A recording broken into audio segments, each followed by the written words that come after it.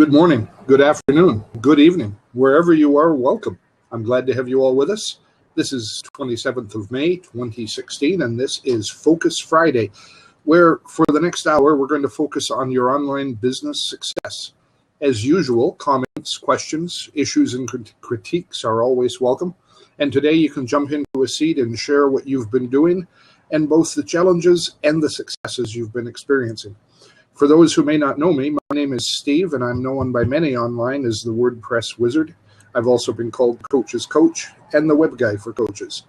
As a published author, WordPress instructor, and online presence developer, I earn my entire living right here on the web, mostly by helping others to do the same. I'm the founder of wizardsplace.com, and you can contact me through that site or by email. And I've just posted links to each of those, the email and the website, in the chat bar for your convenience.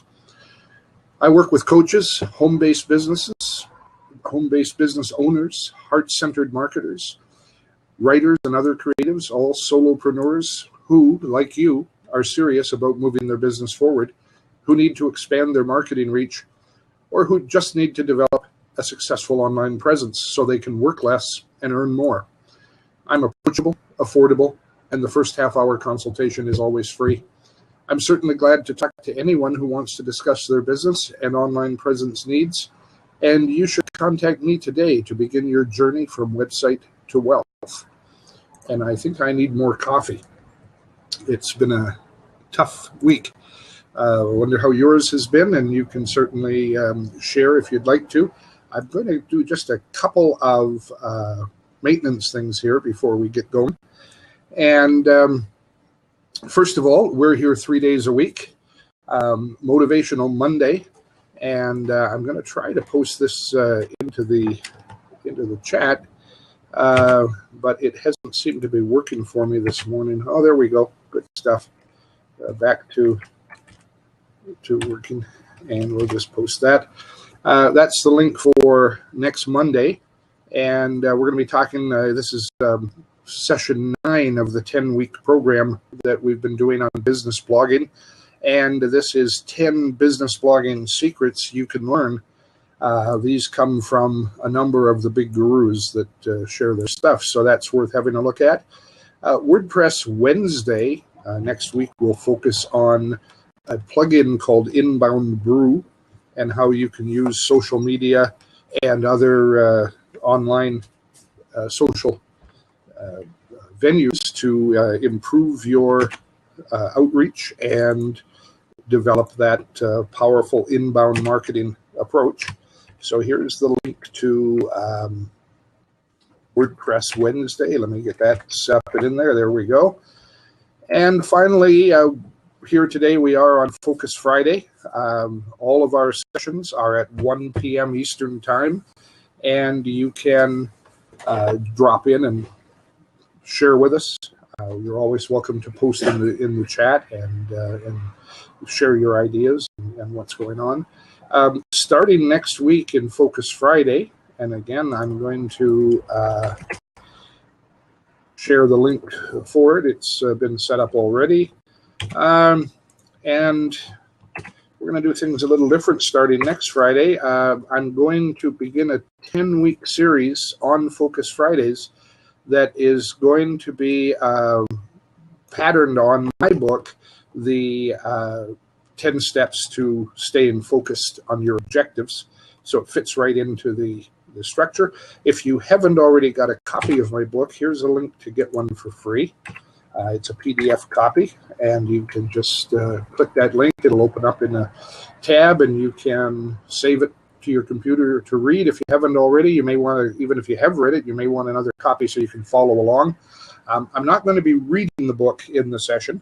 I'm going to be dealing with the chapters 1 week at a time. There's 10 chapters in the book, and so I'm going to just discuss them, and if you feel that you have something that relates to that chapter each week, please come prepared to jump in and share with us, because we'd love to hear what's going on.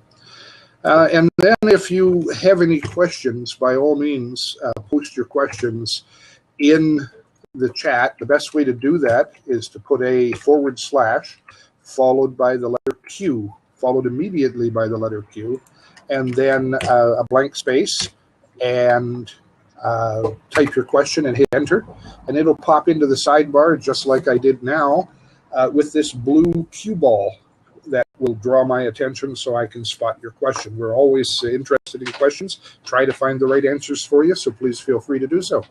And I'm going to open the seat here if anybody has anything to share about their business, their success, or their challenges. This is a week for focus on you and your business, and we'd love to have you hop in. More than one is welcome. There's 3 other seats here, and we can get a real conversation going, and we'd certainly like that. And while you're fixing your makeup and combing your hair and finding the right frock to wear, we'll cover a couple of other things here as we go forward.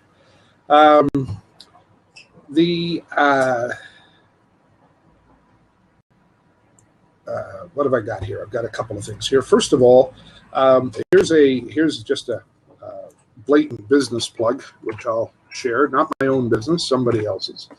But this is the Ultimate Virtual Assistants, and that's with a T, assistants.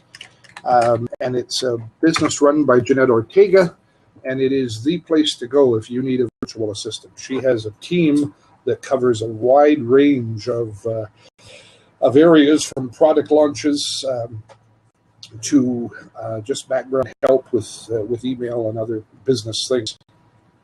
She has business coaches that will talk to you about business management and various things that you may be struggling with. Touch base with Jeanette. She's also on Facebook. You can look her up either under Ultimate Virtual Assistants or under Jeanette Ortega, and get a hold of her and let her know what your needs are, and she'll be glad to help you out. I generally share a Facebook group, and I want to share this one today because I think it's pretty important. I follow a few people on Facebook, or on Facebook and on Blab, and I've found some of them I just go to whenever I can. And as many of you know, I'm not a morning person, so those who run morning Blabs don't see me as often. I would certainly like to be there more. And there's a few people that I do follow regularly, and this is one of them, Karen Graves. And she has a Blab series and an online Facebook group called Think and Grow Rich for Coaches. And I certainly commend her to you as a place to hang out and a person to follow. Certainly worth a look.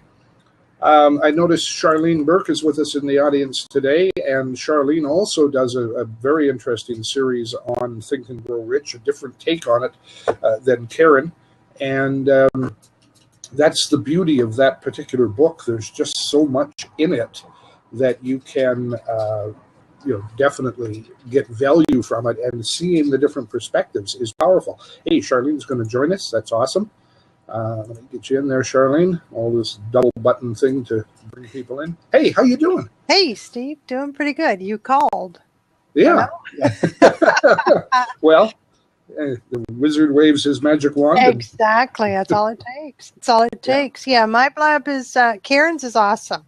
It is awesome, and it is focused on those who have a primary business model of being a coach. Mine is more of a book discussion. It's at 8 a.m. Eastern time, right?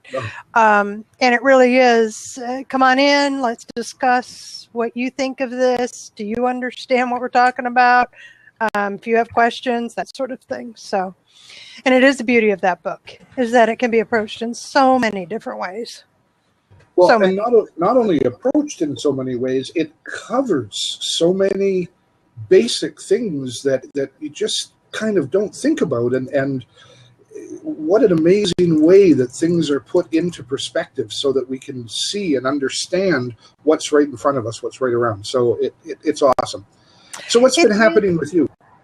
Oh, a couple of things. So speaking of Think and Grow Rich, I view Think and Grow Rich as like the Cliff Notes to Law of Success. Law of Success was the business course that Napoleon Hill created that has 16 principles of success in it, whereas Think and Grow Rich focuses on 13. Different verbiage in Think and Grow Rich.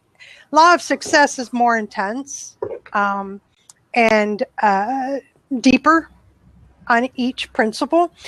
And I only say all of this because my team and I have launched a new program called 16 to Success. It is in pilot program format right now, which means it's a low entry point in terms of cost. Those who get in now get the remainder of the program I'll describe to you. And as each piece is added, more cost is added, price goes higher.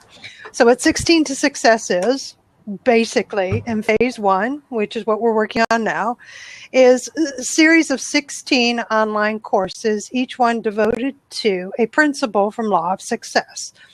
The course will include a 20 to 30 minute video of 2 leaders, which would be me and somebody else. We have 3 leaders in the group. So the 2 of us get together on video and we discuss or share what that principle is, what it looks like in real life, what it looks like in real time, okay? And then we offer downloads associated with that principle. So the first one is a PDF of the chapter from the book, Law of Success. So you have Napoleon Hill's actual verbiage. And the other is 2 to 3 other downloads. So those could be workbooks, checklists, outlines, guides, to help you to actually put that principle to use for yourself, to further study it and to see how it applies to you. In addition, we have a closed Facebook group for all students to join us for peer-to-peer learning, but also to have access to We 3 leaders so that we can help them when it comes to understanding what the principle is and how it can be applied in real life. I'm a believer, as I know you are, as my team members are, who is Aaron Riggs and Christian Williams, that these principles are to be studied, and they are to be studied regularly, and they're to be put into place regularly. It's the same thing as any other principle of success. It's like a shower. It only lasts for one day, so you need to repeat every morning, right? So that's our view on those principles. And here comes my favorite fellow when it comes to anything about Napoleon Hill and success, Chuck Bartok. Good to see you, Chuck. So I just wanted to say that we've launched, my team members and I are doing a soft launch of 16 to Success, and that is 16tosuccess.com. And what we're offering is right now we have 4 courses. And that price is at $37. And if you get in now, that $37 gets you the remainder 12 courses as they are loaded. Every 30 days, we'll be loading up another 4 courses, and the price increases accordingly. So I recommend that you get in now, because phase 2, once all those 16 courses are up and running, phase 2 includes live workshops and live mastermind group associated with those principles. So you want to get in on the ground floor. It's one of many things I have going on, but that's the most important thing right now. Well, gee, that's just a small thing. Yeah, You're not very busy. Awesome. I just posted the link in there too. I don't know. I didn't see you post it, so I thought I'd get it in. And the site impressive looking too, so that's cool. This is the kind of thing that you work together, and we've talked on this session and in other sessions that I do, shared information about joint ventures and that kind of thing. And there's a perfect example of what you're doing. I'm sure you could produce something that's exceptional by yourself, but you bring in 2 other exceptional people, and this just is off the scale. So this is what you want to do when you're putting something together in a joint venture way. You get these great people together, and the result, the sum is it is truly greater than the individual parts. It is. Yeah. Can I share with you that I met these 2 fellows on Blab? They were regularly attending my morning program last year. And so in the fall, we started chatting with each other. They'd join me in the live stream, and then I'd see them around Blab. They see me around Blab. And then I was struck with the idea of, can we do something with law of success, or not even law of success? Can we do something with Think and Grow Rich, right? To share it more than the morning program, take it beyond just a book study group. And so they joined me in a private conversation, and we started fleshing out an idea and started researching what was out there, what was available, what did those things look like. And we settled on Law of Success because while Think and Grow Rich is a familiar book, people know the name, it's difficult to study in the way that we wanted to study. And I knew that the Napoleon Hill Foundation was soon going to be launching something related to what we were doing, an online course of some sort, only because of the indicators I had seen online and what they already offer through their foundation. So I thought, let them handle and do the Think and Grow Rich, and what can we do? And as I researched a little further, I found Law of Success and realized that was the beginning. That was the beginning of Napoleon Hill, writing everything out and laid out in a course. So what we're doing is we're taking what he did and simply putting a modern version to it, using a modern medium and putting it in layman's terms, right, in the language of today. So that was, but it was nice because Christian and I and Aaron and I, we all met on Blab, and we've been working together ever since. What an amazing, and Napoleon Hill would certainly appreciate what you're doing, because that's what he was all about, was teaching others to take the teaching further. His teaching is the foundation of his teaching is from previous teachings, from earlier teachings, and going back to the great philosophers, and he distilled it down into an amazing way.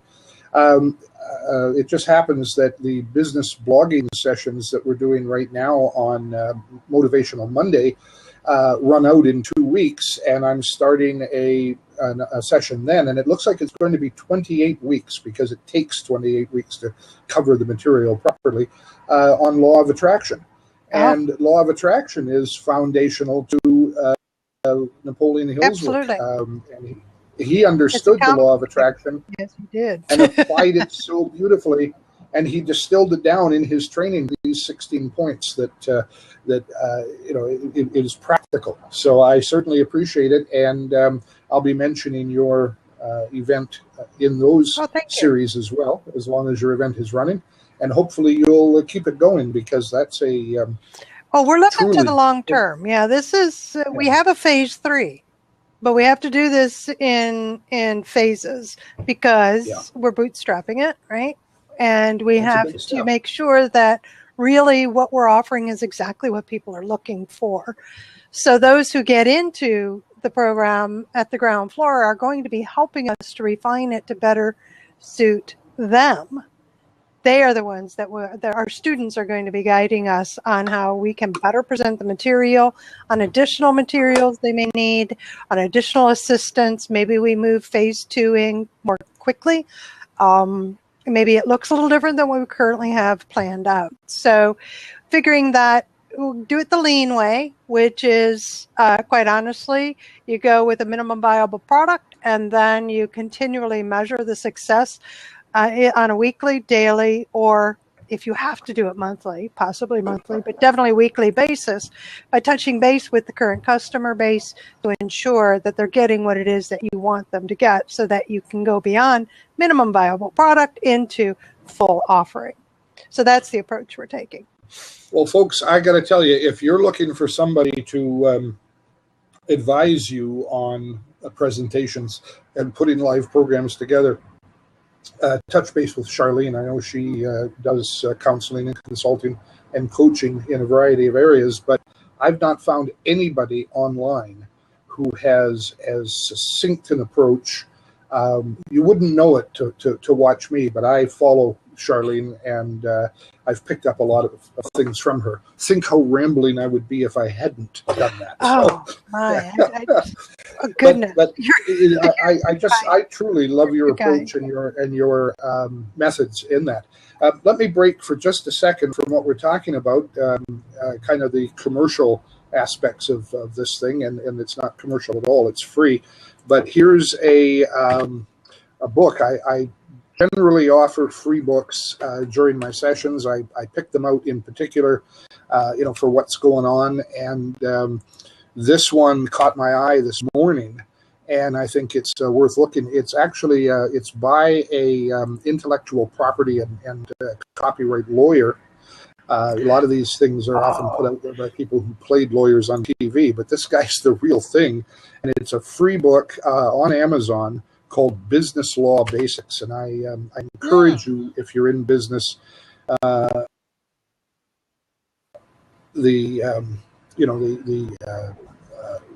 there's a lot of stuff in here that is important for your survival. I got my copy on Kindle. It's free for the Kindle. If you don't have a Kindle, you can get a Kindle app for any of your devices, pretty much, iOS or Android, cell phones, tablets, the whole bunch. Here's a link to the Amazon page where you can download that free Kindle app, and you can read so many books for free. Now, I'm also going to show, I don't normally do this, but, and this is actually, I had this set out here before I knew Charlene was going to make it to the group. We hadn't talked about this at all. Charlene just connected today, and I certainly appreciate her being here. And this is not a free book. I'm going to give you the link to where you can buy it on Amazon, and I don't usually promote commercial books, but this one is so good that I really think that is an outstanding book. Yes, Jeff Walker is the god of product launches, and based on what we've just heard Charlene talk about, if you're thinking about your own product launch, whether it's a physical product, a digital downloadable product, or a coaching series, or your own business coaching, whatever it is, the material in this book, it's not a huge book. It's about 140 pages or something like that. Yeah, I've got the physical copy and I have the Kindle. And when I first got it, I'm very familiar with the lean startup process. And when I read through that and saw his blueprint, all he did was document his own success and showed, and he left out the mistakes, right? Only that which works, so that you can take the blueprint and follow the steps. Yep. And he learned the hard way. He did. If you know his story, but that's how lean way. Startup got lean, is because people learned the hard way and said, well, how about if we do it this way? So, yeah, exactly. Yes. So I truly commend that book to you, and it's interesting that here we're talking about your launch of this this series you're doing, and I had this sitting in the wings to share, and I also have the Kindle version, which is the one I've read. You can see this one, it's opened a little bit, but the spine isn't broken. Yeah. When I got the Kindle version, I read it and I thought, I got to have this, and just to be able to show and share, kind of a show and tell thing. And it's truly one of the best books I've read. It's certainly, it's hard to, when you get in that top 10 or 20 or 25 books, how do you sort them into where they go? How does Think and Grow Rich compare to this, compare to right. I don't know, whatever. It really becomes an effort to download, to organize these things. But they're just simply the top books, and this is one of them. I think Think and Grow Rich fits right up there in that top category. And there's another one I mentioned a while ago that I think is a must-read for anybody in business, and that's J. Paul Getty's How to Be Rich. Oh, that's a very interesting one. And he's not talking about the mechanics or the launch process of making money. He's talking about the mindset that you need in order to be rich. How to be rich isn't just making money. It's understanding the concept and the approach. And rich is different things to different people. You can have a small footprint lifestyle, or you can have the big houses and the beachfront properties and the Maseratis and whatever, and call yourself rich, and you may not even be rich then. So this book by the first American billionaire the very first American billionaire, long time ago when, nobody thought you could ever be a billionaire, and when a millionaire actually meant something. He wrote this book on the mindset of being rich, and I really I'm getting that one. That to you. Yeah, and it's probably, you'll find it online somewhere for free, because it's certainly out of copyright date now, and somebody's reprinted it or just printed it. You might check the Gutenberg Project. You can find a lot of good out of print books there. Good stuff. Yeah, that's really cool. Is there anybody else who wants to jump in with us and share, or has questions for Charlene?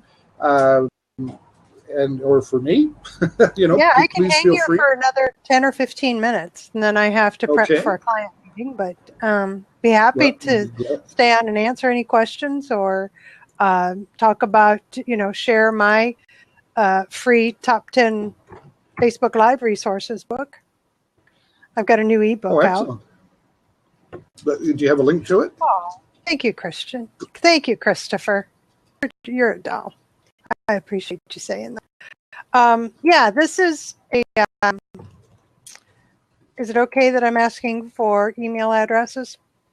Oh, sure. Before I put this out? One of the things that we're all about here is sharing, and especially on the Fridays, it's more of what other people bring than what I give. All right.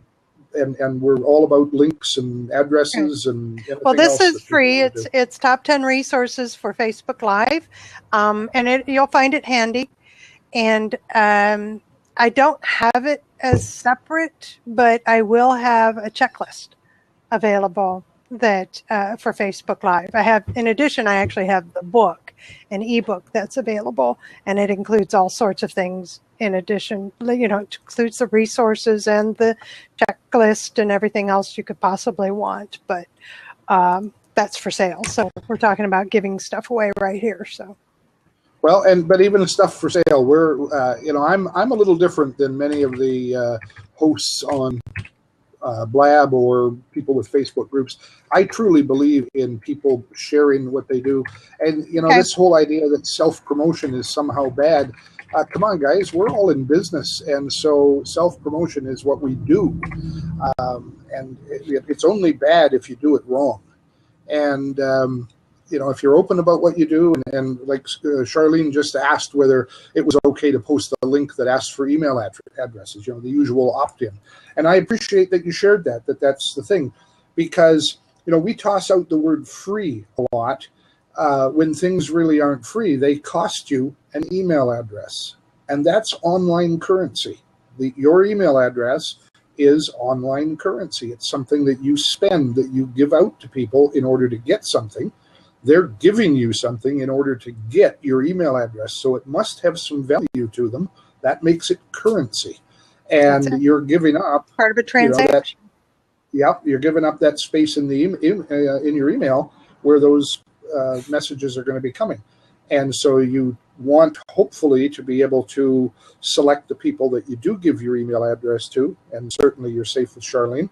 And but secondly, you hope that they also allow you a way to opt out if it turns out that things aren't right. Yep. I have about 30 people that email me regularly. Some of them scraped my address off one of my websites, but others of them I actually opted in to something they were offering, and I don't have any use for what they're sending me. It turns out not to be what they said it would be, or what they implied it would be.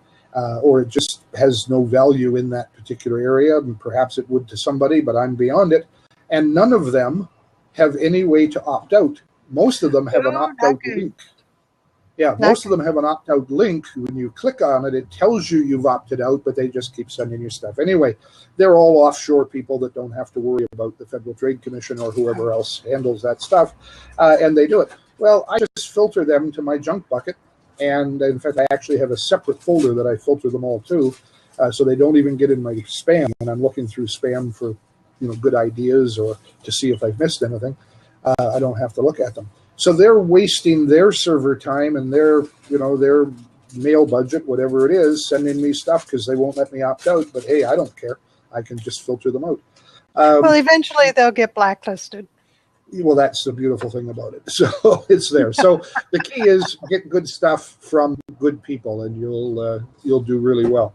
I'm going to share a little self-promotion since I'm talking about it. There's a link to my Wizard's Place WP Excellent. Classroom. Good That's stuff, people. Go check this out. That's a WordPress training series, but it's not a presentation. It's not a formulated presentation. I do material. I do present material in the weekly sessions that are there. It is weekly, but it also deals with your particular problems with your website. We'll actually take a look at your website if you wish. You don't have to. I know some people are a little embarrassed and don't want to do that, but we'll teach you the things you can do to fix up your own website. And it's really directly focused on you. It is a classroom. I'm teaching a particular material, but we'll modify it around you. We have question and answer sessions, and we deal usually when each week somebody raises a particular problem they're having. We deal with that. So it's a lot of fun and a lot of learning, and it's good times together. Now, I'm going to also invite people to the 16 to Success public Facebook group. Awesome. And that's a way for you to meet some of us and kind of learn a little bit about the principles. It's not nearly as in-depth, of course, as the online course is, but it's a place to come and get reminded about principles of success and maybe get some questions answered. Well, that's really cool, because I always share a Facebook group, as I did the one earlier, Karen Graves, and here's another good one. Now, did I understand you right, though? This is an open Facebook group, but your program Correct. Also has a closed group? The program itself, the online course, has a private closed group, and that's for students. So you'll get surface stuff in the open group, but, in today's world, so many people don't even know the surface stuff. And it's a way to see what kind of content that I and the other two share anyway when it comes to principles of success. It's a way to meet up with a few other people and learn a few things, and then to find out when something new has been added to the 16 to Success online program. Awesome. So you'll be invited. Well, you'll be invited. Just know you will be invited occasionally to. Why don't you come over here and actually take the course and improve your life and be better and grow yourself and grow your business? But you can always not do that and just stay in the public group. Isn't that the beauty of calls to action? You can either act or not. That's it. So the calls to action shouldn't be seen as a threat or pressure or hype or spam. A call to action is just that. It's an opportunity. And if you choose to take it, that's good. If it doesn't match what you're doing, it isn't timed right for you. Financially, it's a problem. Whatever the legitimate reason, if you choose not to take it, that's okay too. So, that is the beauty of it. As an inbound marketing practitioner myself, I really believe that if we put those things out there and they have calls to action, people will choose or not. And those who choose, we work with. And those who don't, that's okay, because they're going to choose other things. And sometimes for a person, choosing to be on their own and to sit back and watch and not overtly participate is a good choice. And, that's okay. So when I make the call to action, come into a seat, join us here. If you choose to jump in, that's okay. We'll take that with where it goes. But if you choose to be here and watch, that's okay too. You're a participant by being here, and that's beneficial to yourself, but also to Charlene and I as we're sharing these things. Without you, we'd have no purpose. And if you choose to come in and see what's here and you leave, that's okay too, because you shouldn't be sitting here wasting your time for something you don't want. This is a sort of thing. Sometimes as coaches or people that offer information, we put out projects and so on, and people don't come. You build a better mousetrap and they'll come, and that's not always true. Then we want to reevaluate what we're doing and see how it applies. And when people do come, we expect them to lay down the big bucks or do some other particular thing that we expect, and we have to let go of that. We have to just kind of roll with it, and maybe as you get older, you get more mellow. I don't know, but Well, you I think find you're those on ways. track with that, and I fully agree with rolling with it. Though I will add, there's great benefit in paying attention to what your target audience is saying. Hence, why we are doing the 16 to Success program the way we are. Release the 4 first, get some students, of which we have some, let them go through it, let them tell us what's missing, what's great, adjust accordingly, make it better for the existing student and students coming in. And by paying attention, you're going to come out with a better product, a better business, a better you, because you're paying attention to your customers and your target base. That's a way to roll with it. If you have that in mind, that's where I was thinking when you said you just roll with it. I was agreeing that, rolling with it isn't. And there's a way to do it. Yeah, rolling with it isn't just sitting back and letting your eyes roll back in your head and ignore hear everybody else as the Charlie Brown teacher. You have to listen to what's there, and the point is that you don't have to be insulted or upset when people leave. But if everybody left, if I had people joining and leaving, coming in and a few seconds leaving, and nobody was staying, then I would say I'm doing something wrong. Evaluate, and I need to adjust it. And if I have too much of a percentage of people coming in and leaving compared to those who do stay, well, I know I'm delivering something of value because people are staying, but am I getting people in because I promote it wrong and they come looking for something that I'm not offering? Or am I getting people in just because I'm there and a certain number of people just come to check and see what it's about and it's not their thing? And so you have to analyze and evaluate and then make further choices. If you just think, hey, I've got the best mousetrap and I'm going to deliver that mousetrap, then, and I don't care what you like, here's my mousetrap, then you're probably not going to do too well. But if you look at that mousetrap and you figure out what's going on with it, then you can do better. And so it's coming to understand who your audience is. But I think even more than that, understanding who your audience should be. A lot of times we don't think about it that way. We say, okay, here's what I've got, here's what I'm selling, this is my target market, I'm going to give them that and they're going to buy it. But instead we need to look at what we are actually selling, what we're offering, however it is, and we really need to understand that and who is that for? Are we actually matching what we want our target audience to be? Our target audience, we all want a target audience with deep pockets, full wallets, and ready to spend their money, right? That's a good description of a target market. Works for me. Yeah, but it's not going to really work for you because you're just not going to have the right thing for those people, and that's the part that you have to look for. So it's a balancing act. It's like I'll share a bit of a story that I did a blog on just a little while ago, one of my marketing 101 stories. But there was a company, a dog food company, that was having a little bit of trouble. They had this good product. They knew it was a good product. It was, it had all the vitamins and minerals that dogs need, and they did all kinds of stuff. Their marketing department did a whole thing on colors for the package so it would be right. They did all their stuff. The stuff just wasn't selling.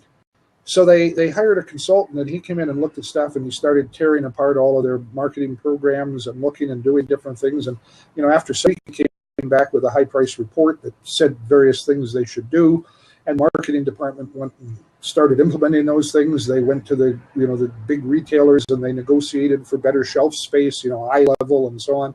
They changed a couple colors on the bag because apparently there's colors that draw more attention. So they got those prominently on the bags to make it look good. And they still weren't selling it. So they started doing all kinds of different things. They offered coupons and, all kinds of things that they were told were good marketing techniques. They took the courses and they applied the stuff. And so the president, it was still months and months and the product wasn't selling and the company was on the verge of bankruptcy. So the president went down to his local grocery store and watched. And he thought, maybe dog food isn't selling anymore. So he watched, and there were people coming, and there's his product right, predominantly on the shelves, and people are reaching up for product, reaching down for product, reaching over here, reaching over there, but not taking his product. So finally, he walked up to one guy and he says, "Hey, I'm the president of the company that makes this dog food, and I noticed you took this other dog food. Now, ours is better. It's got more ingredients. It's got healthier components. We've done all this marketing research. Tell me why you're not buying my dog food." And the man looked at him and said, "My dog doesn't like it." So sometimes it's a very, very simple reason why your success is eluding you. And it takes a little bit of direct analysis to find that. Well, yeah, and what I got from that is sometimes just ask your customer or your target market, why aren't you doing this? Yeah. Yeah, and you'd be surprised at the answers you get. So it is important. Welcome, O'Shea and Dennis and Mr. Wonderful. Glad to have you all with us. And for people that I missed there, we've been kind of in a good exchange going on here, and I've missed a few of you. That's something that Charlene, I got to say, almost never does, is miss a new person coming and welcoming them. And I've picked up on that, and I try, but I just can't get it down as well as you do. You've gotten better. There was a time when you weren't acknowledging anybody when you first started on Blab, right? That's true, because and I learned from the teacher. Thank you. Good for you. Yeah. So I'm going to have to take this moment then to thank you, Steve, for letting me on your program. I do have to leave in preparation for a contact video call with my client. So want to, again, thank you for letting me be here. It's been a pleasure as always. And I wish you all a safe and enjoyable Memorial Weekend here in the United States. If you're not in the U.S., have a great weekend. How's that? Awesome. Thank you. Okay. Thanks for coming. Can you get out okay? Yes, you can. Good stuff. I've noticed Blab is actually working a little more effectively for any of you who are doing shows and haven't had one in the last few days. Monday was a disaster. Wednesday was a little better, and today when I was coming in for the show, it was working just about perfectly. It still doesn't give me that alert your friends box. The first time I log in, I have to go and log back in again the second time to get it. But otherwise, it's working better. The exit buttons are working. Everything seems to be good. Touch wood. And it's great. But even setting up the Blabs, for anybody who's had a little bit of difficulty in the last while, you'd click the button and nothing would happen. Well, it actually was happening. If you scrolled back to the top of the page, you could see that it was processing your new Blab. But it is... it just left you at the screen where you clicked the button and there was no indication that anything happened. A lot of people were clicking the button 2 or 3 times and they would end up with 2 or 3 Blabs set up for the same thing. It was very annoying. They fixed that. When you click the button, it processes much quicker, takes you to the top of the page, and then drops you right through to the processed Blab. It's really good. John, yes, they've been making some changes again, and this time for the better. So it's been great because there have been a lot of complaints. There's been a lot of talk around about Blab going under because they, maybe not that they weren't interested in it anymore. They weren't fixing things, and they certainly have been interested all along. I know a little bit about their story and where their attentions have had to go, but they're well funded. They're committed to Blab, and they're working hard to make it right. And it looks like this last round of things has been good. John, how are you doing today? Do you want to drop into a seat and say hello, or are you able to? Or just good to see you here. And while we're waiting on that, I'm going to have a look at a couple of other things that I've got. I shared these numbers a couple of times. The regulars have heard them before, but I'm going to share them for the a couple of new people that are with us today too. Because these are important numbers. It has been recently researched, and it's been, it's found that content marketing, which is really what online marketing is all about, results in 3 times the results. That's a 3-to-1 return, 3 times the results at 62% less cost. Those are significant, accurate numbers from research done recently. 3 times the results at 62% less cost compared to traditional marketing. That's numbers posted by Ken Krell, who's a niche marketing expert, and it's come through some, serious research. And so content marketing versus traditional marketing, 3-to-1 results, 62% less cost. And that's if you're doing it commercially. If you're doing it for organic traffic, the cost is almost nothing. And you still get those 3-to-1 results. It's phenomenal. John, you're doing quite a bit of stuff with content marketing. What are your results like?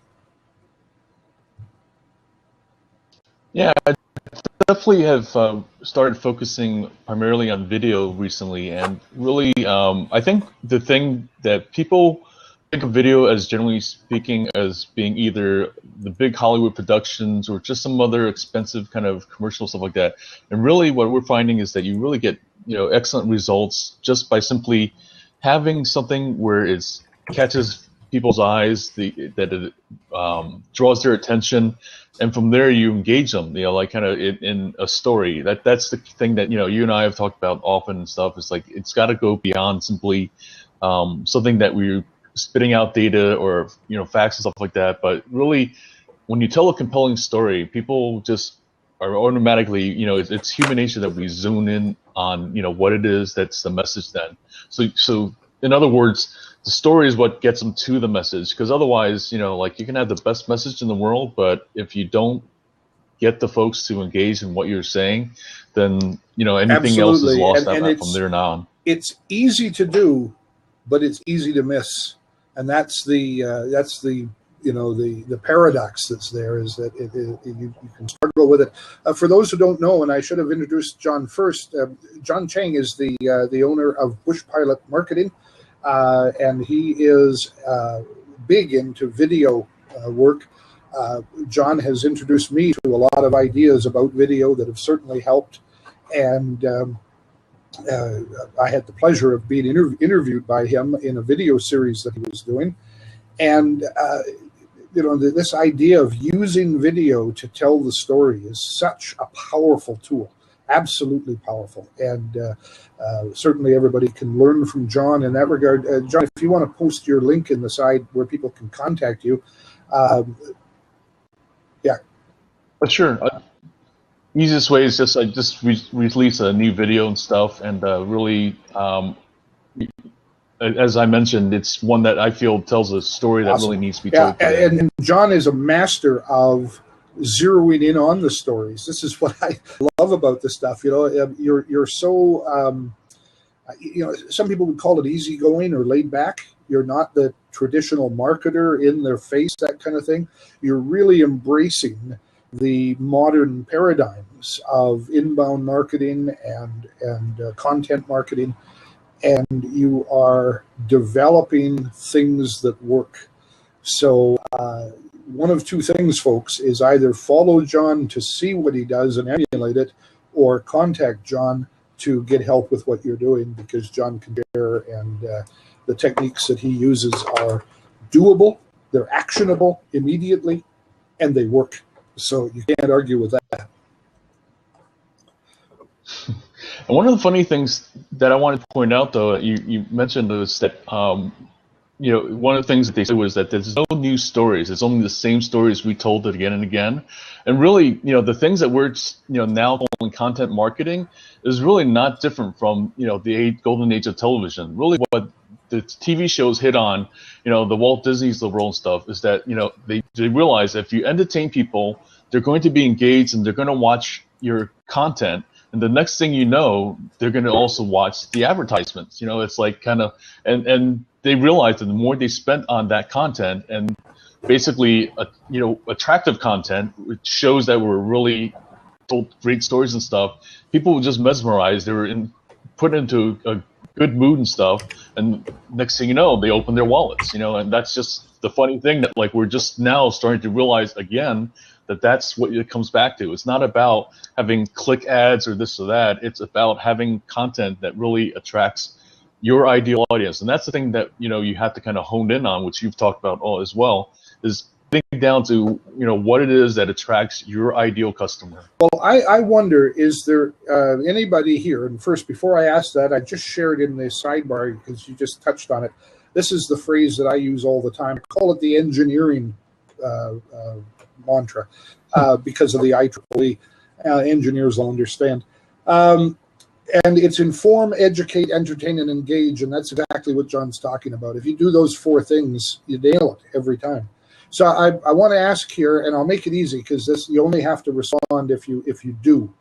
Does anybody here like, and I'm not talking about using, I'm talking about your response to it when you go to a website and somebody else does it to you.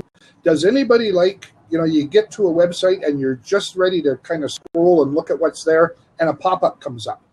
And at least now you have to click the button if there is a button, or figure out how to get that out of the way so you can see. Or you're just about to leave the site and you're rolling over to the tab to exit, or the back button to exit, and poof, another pop-up comes up. Is there anybody here that actually likes those? Can somebody, anybody? Hello? Anybody? Okay, yes, I hate that. Okay, well, that's a yes for the no side. And Michael says pop-ups get me off their site quickly. Yep, that's another no. It truly is. I don't know of anybody. I cannot find anybody, and I've asked this question in large groups. I can't find any consumer who likes those. So why do people who are trying to sell to consumers use them? Because some guru says this gets more responses. Really? More responses than what? It gets more opt-ins because, for pop-ups than if you don't have a pop-up? Well, okay. But what else actually works? What do people like doing? And what John's talking about, this whole idea that if you deliver the content, you deliver the engagement, you have people coming back. When they want something, they're going to ask you. I got a call 2 days ago from a person who I met online some time ago, was very interested in what she was doing, and I introduced myself, but I didn't, promote my business or offer her anything. We crossed paths a couple times in places where here on Blab and on a couple of other live streaming programs that we're involved in. And, I saw what she was doing. She saw what I was doing. And really that was it. And I kept her in mind for the service that she offers, and certainly would refer people to her, but hadn't thought about her in a while. And she contacted me day before yesterday and had a need in the website area that was urgent. And she didn't, she thought of who did she know that she could call that could do something a little bit out of the ordinary and get a problem fixed right now. And that was me. And so I did that work for her. I actually spent quite a bit of time overnight solving that problem, which 2 other people had tried to solve and couldn't, and in fact probably had made it worse. But I solved the problem. And when I finished it yesterday, late in the morning, and we talked about it in the afternoon, she said, well, here's 4 other things that I would like done. What would you charge me to do those? So there was business. There was emergency business that came up because she thought of me, and then there was immediate business following on. That's inbound marketing. She came to me because I'm available and I'm out there, and she knew, and she had a need that she felt that I could resolve. So, that's the kind of thing. And when we get to know people, we get to understand people. I see Chef Dennis has popped in, and I know Chef Dennis through connection with one of my former co-hosts here on the Blab sessions I do. Kat Sturtz is a coach, and Kat runs Fast Action Fridays here on Blab, which is a session Friday mornings. And so Dennis and I have met, and Dennis is a chef, a professional chef, and I like to eat. So that's a pretty good combination. But Dennis shares a lot of great stuff, and so we've met. So if I ever come into a situation where I need particular advice from a chef, I know who to contact. And I'm looking forward to Dennis's shows that are going to be here, hopefully on Blab, but somewhere he's going to do some shows, because I want to learn all those little tricks and tips that he's going to be able to share. I know when he does speak on various places, there's, a lot of things that he shares, and I've picked up, great little things, just, you know, any one of them you couldn't actually package and sell, but you can sure put 50 of them in a book and sell it because they're awesome little extras. John, you share the same kind of things when you're talking about videos, and if people listen, you're always sharing these little things that can go together and stuff. Well, coincidentally, one of the recent videos that we had the most views on and stuff was really a collaboration. And we basically asked a group of neighbors, you know, what their favorite restaurants were, and we created a video of it. And what happened was, because of that, it created an instant audience. So I'm actually going to share that right now and stuff. So it was basically what we did, like I said, is just ask people, you know, like which places they like to eat at, what, you know, and everybody has a favorite restaurant and stuff like that. And as a result, we ended up getting, you know, over 2,000 views. So, you know, as you were saying about with the other person, you know, like she ended up contacting you for the work and stuff. The thing to not ignore is the social aspect about all this. It's not what people tend to say is like, oh, you know, like social media marketing is better than content marketing, or social media is better than, you know, online marketing. It's not about one or the other. It's about combining these efforts. It's about understanding how they work together. That's the key. Truly the key, and I think it is the area that people miss. You know, it isn't blab that's great, and so do blabs and make it work for you. It's blab that's great, so add it to your mix. It's video that's great, so add it to your mix. It's Facebook that's great, so add it to your mix. It's LinkedIn that's great, so add it to your mix. And add, Chef Dennis had to leave. He's not here, but because he could share on this. You know, you want to make a recipe for something, you have component parts that you add. And so you want, you know, whatever it is you're making, you want the best onions or the best potatoes or the best roast beef or whatever it is. Oh, made myself hungry now. But the, you know, whatever it is, you want the best components, you know, the best buttermilk or the best, you know, coffee or whatever. It doesn't matter. But you don't just grab everything and try to make a souffle. You know, you figure it out as to what's necessary to make this or to make that, whatever it is you're going to do. If you're doing a crock pot stew, you put the stuff in there, and yours may be different than mine. It's a different mix of stuff. I happen to love parsnips. Maybe you don't. And so, you know, I'll put parsnips in my stew. So, but, you know, it's not that everybody should be on Facebook and everybody should be on LinkedIn and everybody should be on Blab. It's finding the right greats that work for you in combination. And when you put those all together, and you just spoke about the social aspect, they call it social media for a reason. John, you and I have had chats that have nothing to do with business. We get off on some side area and get into chats. But it's because, you know, we've developed a rapport and a comfort level in dealing with each other in business that we can take it to a social level. And the social media platforms give you the vehicle, even when you are, you know, I'm here in Kansas, you're in California. And here we are today sharing some business ideas. There's a purpose here, but we're also just, you know, touching base again. And it's like you knocked on my door and came in for a coffee. So, yeah, you know, it is truly a blend of those things. I was dealing with a business person yesterday on a Zoom communication, a live streaming presentation like this, only it was just the two of us going over some business. And she runs her business from home. I run my business from home. And her son came in to the room and kind of snuck in behind her and poked his head up and waved. She wasn't aware of it, and I waved back, and she said, "Huh?" I said, "Look behind you." And, you know, she apologized to me first, and I said, no, I'm running my business from home too.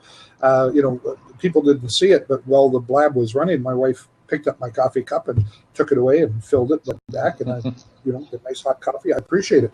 But it's home. That's the beauty of it. You know, we can run things from home and enjoy that experience. And in her case, she's able to work from home and be with her kids as they grow up and have those cute little things happen with the kids. Man, you don't want to, you know, channel that out of your home-based business, that's a real mistake. Now, obviously, when business needs to be conducted, you want it to be done in a reasonably professional way, but you don't, get all uptight and have to build this separate office attached to the side of your home, or go and convert your garage into an office and lock the door when you're in your office. You can involve your business in your home and in your home life. It's a social thing that happens. And social media is your extension of that out into the world. And people talk about branding as something that, this image you present and all that. And to me, like, branding today is even more important to be authentic, to be who you are. Because if you are the person, right, you are, if you're being authentic, if you're being, if that's your brand and stuff, then nobody else can be you. I mean, only you can be you, right?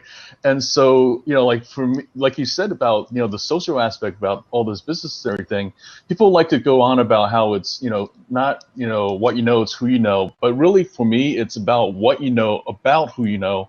And so when the one project came up for the website and stuff, for the indie film, you were the first one that came to mind for the, because I know that you've got expertise in WordPress. I know that, if I have a question for the back end things and stuff, that I can definitely call on Steve. I mean, that was right away because of what I knew about what you do. And I think that's the thing that like we ignore with the whole business networking thing and stuff, that we just are quick to push our business cards. But if you just get to know the people different times, then when the time comes, you're the first one that comes to mind if they know, the more they know about what you do and what you're about and stuff. Because, on the one hand, I know you do websites, but I know also that that's not all you do. I know you do writing, and I know that you also understand about writing and stuff. And so because I know these things, then like if it's a project or a website for somebody who's more creative, then you're, like there's nobody else that comes to mind then. It's, really you're the first one then because of what I know about you. Yeah, and I think that's important. There's these things called the elevator pitch. It's a presentation of what you do in under, preferably under 2 minutes, but often under 30 seconds. The idea being, like if you walk into an elevator and there's somebody there and they ask you what you do, you can do their, this pitch before you leave the elevator, before it gets to the next, stop and you're off or they're off. And so they developed that thing called the elevator pitch to use when you're in a conference or wherever. And that way you can see more people in less time. And so you walk up to John and say, "Hi, John, I'm Steve." And you give your 30-second spiel. And I've been to these presentations that, and I hate them. People come up to give me their business card and they give me their pitch. And I say, "Really? What do you do?" "Well, I just told you." No, what do you do? And they stop and they can't tell me because they memorized this pitch, but they can't really explain what they do. And I would rather walk up to somebody, hand them my business card, shake their hand and say, "Hi, I'm Steve Henry. What do you do?" Man, that's quicker than an elevator pitch. And I find out what they do. They give me their card and they find out what they do. Now, chances are they're not interested in what I do anyway. They're just looking to exchange cards and get their card out there. So I give them the opportunity to do that. "Hi, I'm Steve. What do you do?" "Here's my card. I'll take yours. Now tell me what you do." And they do. And when I hit them with that, it throws them off so they don't give me their elevator pitch. They start talking to me. And if, they'll look at my business card, "Oh, okay, that's it." And then they talk. Now, I haven't practiced that in a while because most of what I do now, almost all of what I do now, is online. But if you're meeting people offline, try that and see what happens. Hand them your business card. "Hi, I'm Steve. What do you do?" Man, it just opens the door. And then if you get a conversation going, because look, if you're at a convention with 500 people or 5,000 people, and you go around exchanging business cards with 100 people. Say you take 100 business cards with you, you exchange business cards with 100 people. You go home with that 100 business card stack of other people's cards. First of all, how many elevator pitches can you remember and match to those cards? Probably zero. Secondly, you're coming home from that event tired from the weekend probably and hyped from all the stuff that was given. So you got ideas that you want to put into play for yourself. What do you do with those business cards? In a box, in a drawer, a stack on the table somewhere, whatever. Do you ever get back to those business cards? Maybe you think 3 months from now, oh yeah, I know that guy. I got his card, and you dig through the cards to find a card that maybe you find, maybe you don't. Like that whole thing just isn't worth doing. But what if you went to that event with 6 business cards in your pocket and you met people and you shook their hand and you said, hi, I'm Steve. What do you do? Hi, I'm Steve. What do you do? And you listened to their elevator pitch and you took their business card, slipped it in your other pocket. And, you know, if they say, have you got a card? No, I'm not. You know, whatever. And then, but when you find one who actually tells you something and shares with you and you hit it off, you start talking, you know, then you reach in and take a card. Here's my card. Let's get back in touch. Now you've got that other guy's card in your hand. You don't slip it in this pocket. You put it in another pocket where you keep those cards out separate. You go home with 6 cards. 6 people that you've met, 6 people that you know a little bit about. Maybe you've taken them for coffee. Maybe you've sat down at the, you know, one of the lounge areas in the hallways, you know, between speakers or something, and you spent a bit of time with them and got to know them. Now you've got 6 people that have something to do that you're interested in, that you may need those services, you may want those services, and you know who they are. It's what you know about them, about who you know. And those 6 people are now people you add to your list. Those are valuable people to you, and you may turn out being a valuable person to them. So it's, you know, it's cool. Hi, Matt. Welcome. Glad to see you joined us. We're near the top of the hour, but actually we're over the top of the hour. Wow, this goes fast when you're having fun. But John, I think you nailed that with the what you know about who you know. Yeah, I need to get going shortly, Steve, but I just wanted to say one more thing was that I know that for me, going to those kinds of events that you were talking about, it used to be really awkward and, you know, like kind of, I just really felt, you know, like kind of like, oh, you know, like why does anybody want to know what I'm doing and stuff like that? But I realize now that like, here's the 2 parts of that. One is that like, what about the fact that like somebody might want to know how I can help them, you know? And so when I have that approach, when I look at it from that point of view, the world, you know, it was no longer networking to me. It was about me you know, having a chance to help somebody and stuff. And that totally changed how I felt about it. It totally changed my approach, you know, to this whole networking thing and stuff.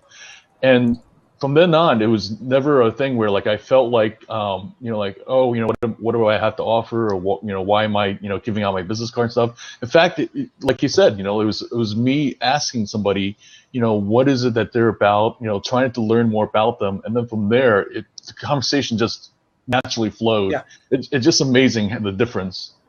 And the conversation will flow if you are right. And very quickly, you will know if you're not right, and they'll give you their card and say, thank you, I got to go get somebody else. And if they're a person who says, thank you, I got to go get somebody else, you probably don't want them anyway, because they're so caught up in that compartmentalization stuff that that's not the people you want to work with. And so, you know, when you're trying to work with people, you really need to find the people that are comfortable, that you can work with, and it's so important. And I see that Matt is sharing his information. Go ahead and put your link in there, Matt. We're all about that here. We're open to people sharing links and sharing what they do and who they are.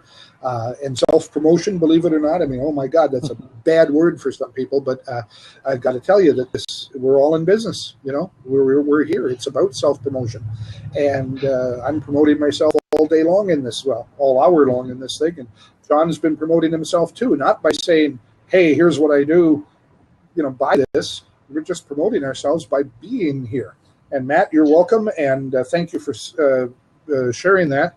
And I think that, you know, we can all do great things with that. John, thank you for coming in and sharing. Thank you. Yeah, I just wanted to say one more thing was that if other folks are interested in sharing their story, you know, if you follow me, I would love to have them on sometime in an interview. So thanks, Steve. Yeah, excellent. And John, meet Corey. Corey, when you make it in, meet John. John's leaving, but Corey and John, you two guys should get together because John makes videos, and Corey, I know you've got a story to share. So if you two guys can get together, that would be awesome for both of you. So follow each other and get in touch and whatever you can do. Okay. Corey, you're into the seat just fast enough to be able to be on the replay, but I'm going to stop the video now because we're way over the hour, and I want to keep these as tight to the hour as we can, and we started right on time today, so hang in there.